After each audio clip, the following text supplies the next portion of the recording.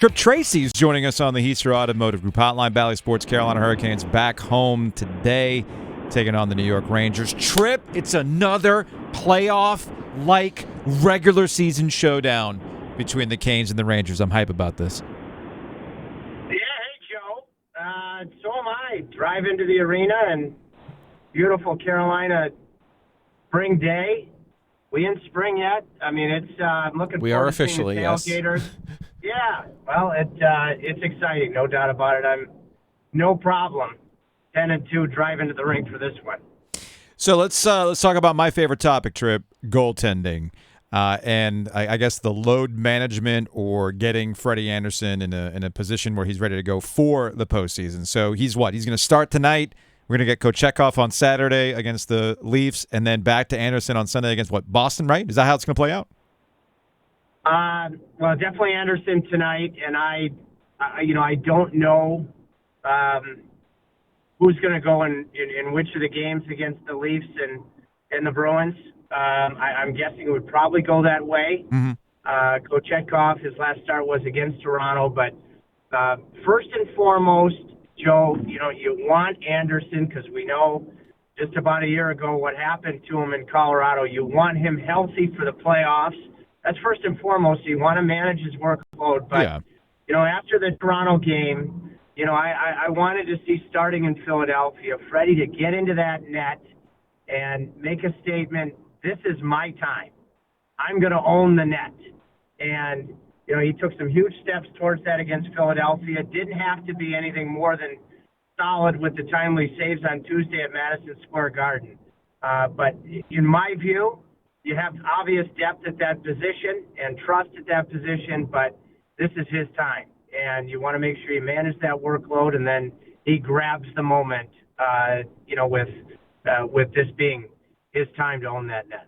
Tripp Tracy, Carolina Hurricanes color analyst, joining us here on the Heaster Automotive Group hotline. That's Joe Avius. I'm Joe Giglio. All right, Tripp, 4 games, 6 days, Rangers, Leafs, Bruins, Lightning. This is some really good stuff. What would you like to see the Canes get out of this 4-game stretch? Well, I want to see them replicate their game, Joe. And, it's even before the injuries to first Pacioretty and then Andrei Svechnikov, they need to play a certain way. And, that's a hard way to play. What is that? That's details. That's not necessarily getting pucks behind the opposing defense all the time at the offensive blue line. But when you don't have possession, when you're not sure, you get it deep. When you're in the forechecking zone and you have puck possession, you want to go low to high, you want to use your points, you want to use the slot, the high slot in particular. You don't do it unless you're absolutely sure. You reverse the puck down low in those situations, and my gosh, do the Hurricanes do a 60-minute job of that in New York. So, you come home sometimes, there can be the tendency in front of your own fans to get a little cute. They need to avoid that.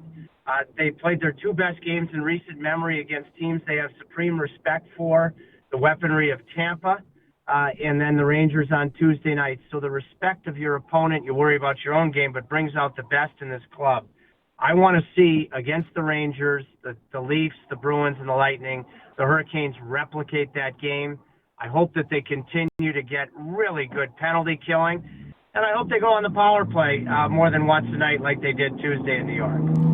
Tripp, you have such a great relationship with Rod Brindamore. I posited this after seeing and hearing his comments after the win over the Rangers on Tuesday night. He actually sounded satisfied to me.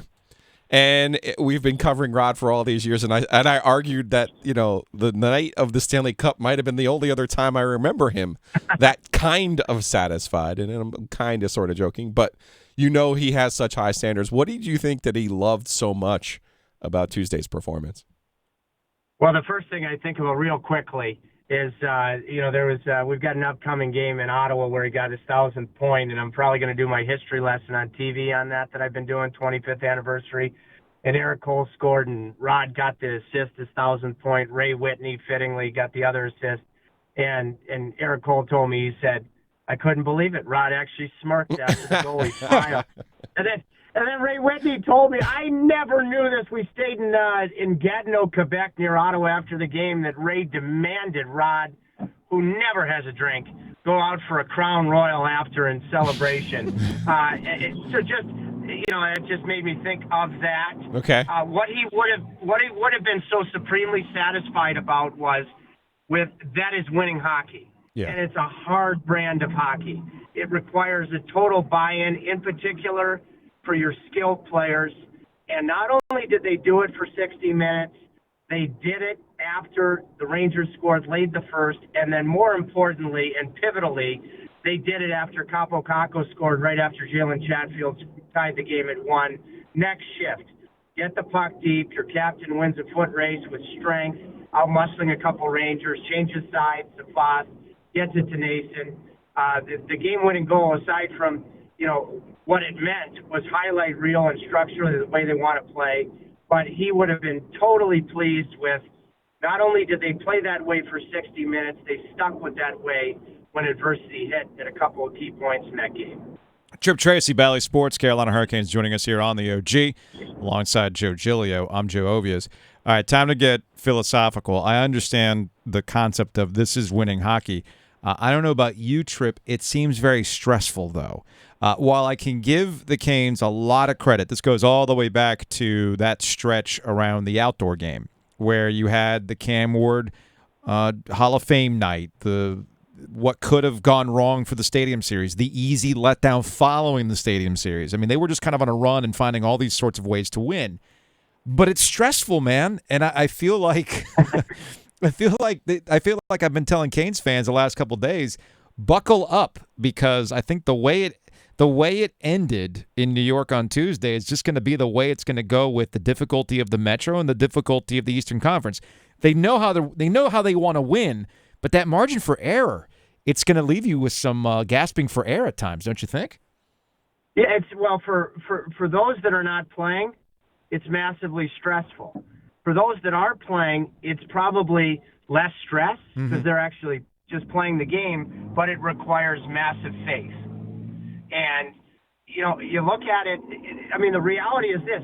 Do I think Carolina can absolutely still win? You bet I do. But, you have two critical pieces that you've had to get used to of being out of the lineup and the things that they bring, and Max and Andre. And so as I'm pulling into the arena now, look at the firepower that New York has up front. Right. Can you match that firepower even with, some of your stars, the Aho and H's of the world? No, you can't. You don't have it. But you have, if they're playing the way that they did Tuesday, the way they did that game against Tampa, I think you have the best defense in the Eastern Conference. I think even, it's probably a photo finish horse race with the Boston Bruins, but I love Carolina's defense even against that lot. And you're just not going to outscore opponents if you play any type of trading chances hockey.